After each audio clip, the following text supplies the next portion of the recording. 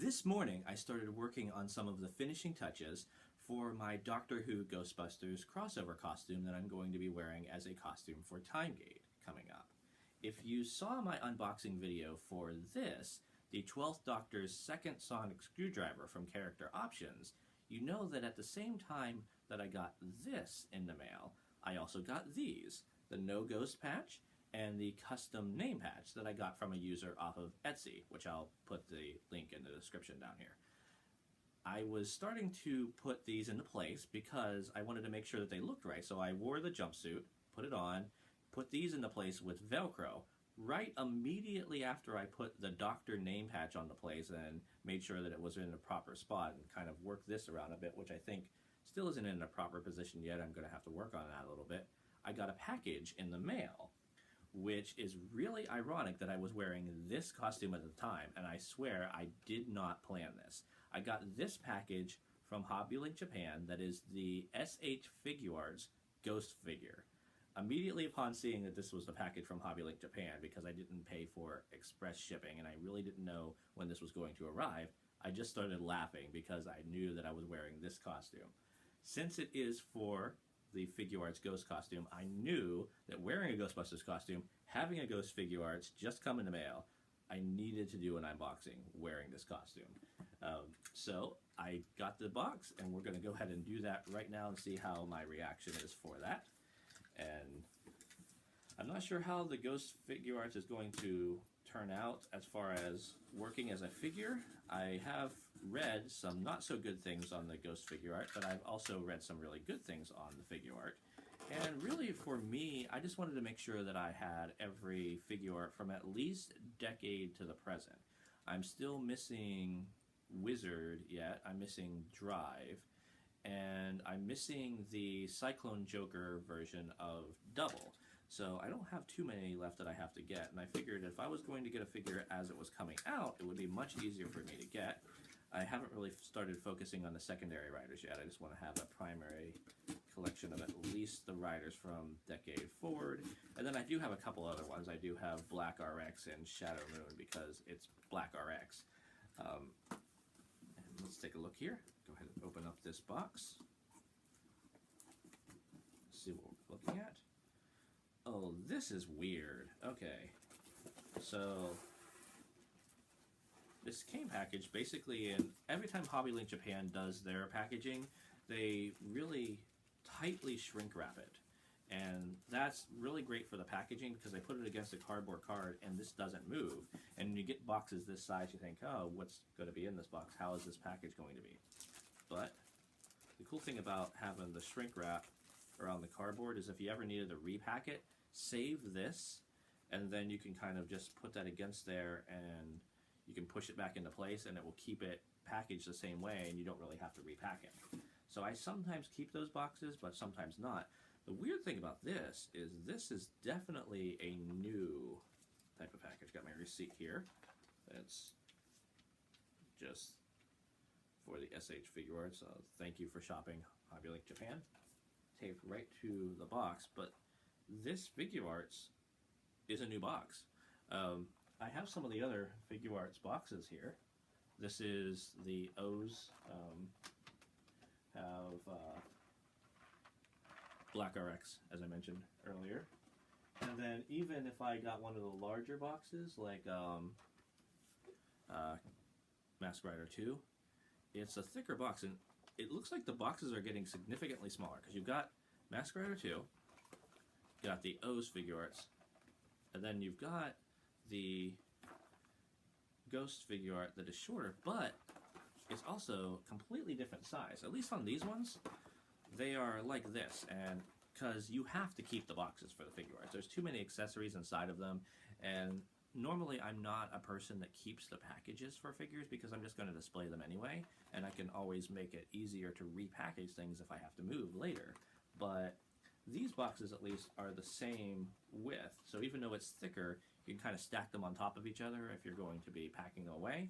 This is a completely different size of box now. Not only is it slightly thicker than the O's box by not too much, maybe about a centimeter or so, it's also not the same dimensions the other direction. So it's about, well, about 3/4 of the size that way.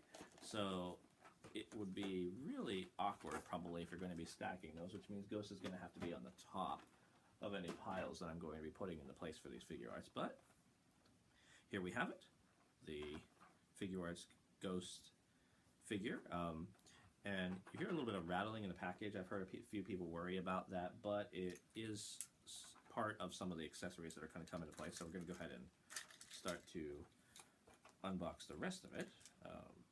Like many Figuarts figures, just simple tape is holding the one side into place, and then you can just open that up. It's not like any of those clamshell packaging where you have to really cut the entire thing open to get it open. Usually when you pull that, the figure itself comes out, and there is a card behind this. Oh, nice. It's actually showing you some of the upcoming Figuarts, including 6 and 8 on this side here, and that's behind the card. There's also the instructions that's showing you the different hands and things that it comes with as far as the Figuarts. It also looks like the Figuarts are going to later come with the icons. I've heard that this one doesn't really come with any of the icons, but that's okay, because icons are really small, and on a Figuart, I have the Gaiam Figuart, and they came with the lock seed for the transformation, and it's so small that you can't really ever display it that way.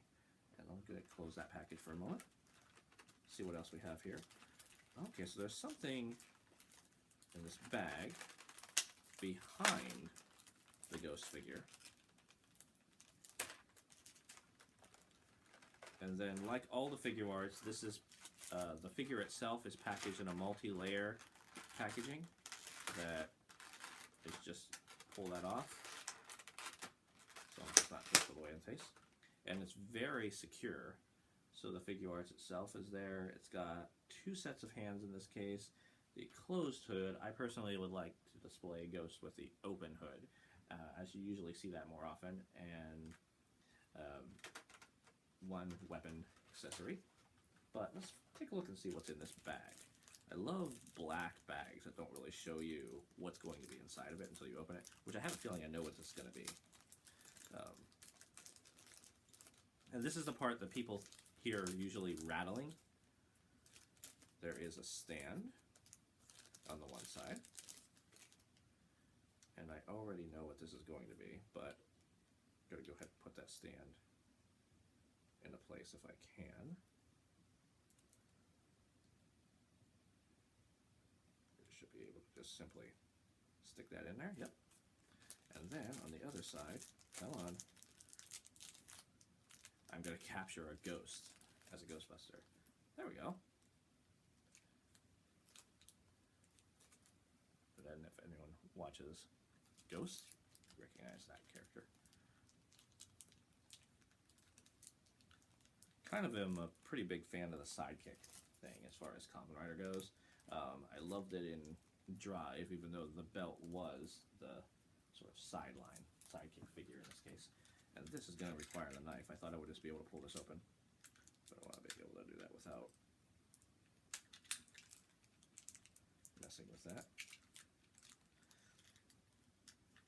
Fun part about this is that I also have, with the same kind of stand like this, for my 6-inch Ghostbusters figures, I have a Slimer figure that comes on a stand similar to this. So I'm really going to have to take some sort of picture afterwards with both of them together. I hate small, really tightly packed. And it's packed with just the tape. And I don't want to damage the figure inside of it, so I'm trying to be really careful. There we go. Ah, there we go. Now we get to open up. Package out of there. Knife back into place. And then there's a little hole on the back of that, so that you can hook it into place. Ball joint there. it doesn't really move at all. None of the parts on it is just for the acrylic next to the figure. And looking at the height of that in comparison to the Ghost figure art, it's right about where it should be, right at about chest level. Oh, just had one of the hands fall out.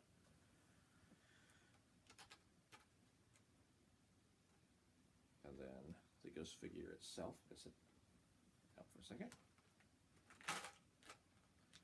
Just came right out of the package.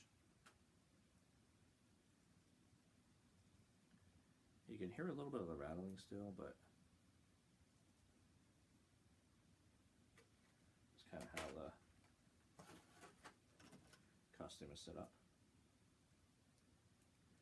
That's because you're using more of a jacket thing. You have to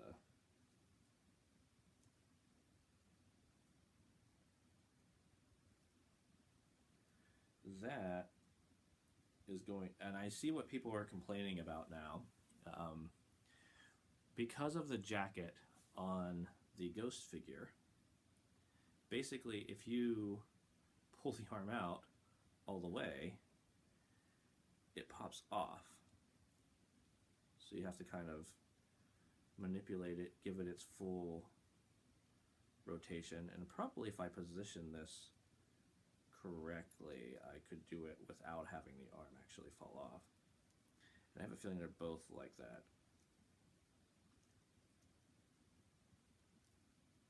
Yeah. So it doesn't really, it limits his range of motion because of the jacket itself. It's actually wearing in this case.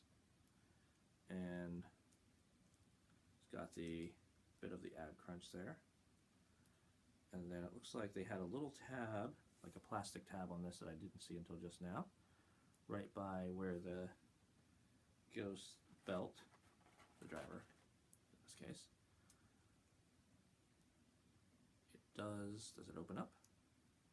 Are you able to replace the icon? Not really.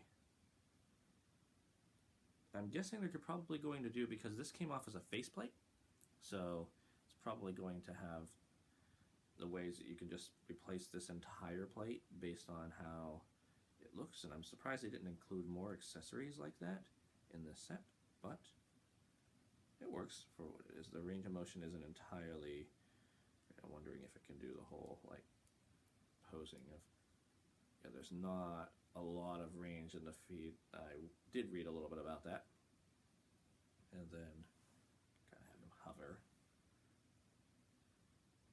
over the place. So you got enough, the knees bend enough to where if it's bending up,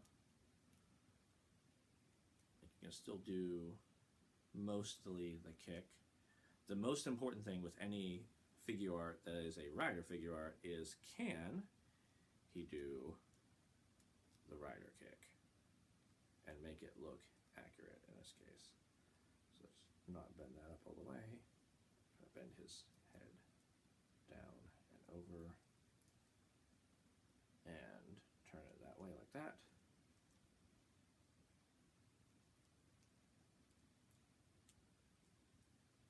Yeah, he sort of can. Not 100% accurately, but it sort of does the kick pose at least as best as he possibly can. The range of motion in the ankles is limiting that a bit. I think if I had the ability to do more with the ankles, that would help, but it works for what it is. I mean, it's not the best figure art I have had, but my main thing with this is I just want to, I'm a completionist when it comes to trying to get the figures, and getting them as they come out as a collector is so much more easy to acquire all of the figures than trying to find them later on. So there are a lot of loose pieces on this. The hood just slides out of the back so that you can put in the open hood versus the closed hood. I kind of wish that they would do something, at least with this figure art in particular. I think if they did a actual cloth hood, you wouldn't have to have the multi-hoods of both the closed and the open hood. You also wouldn't have to worry too much about it, but it is now unboxed, and just like last time, This video is becoming about 15 minutes long, so... Ah! You just lost an arm. Wow.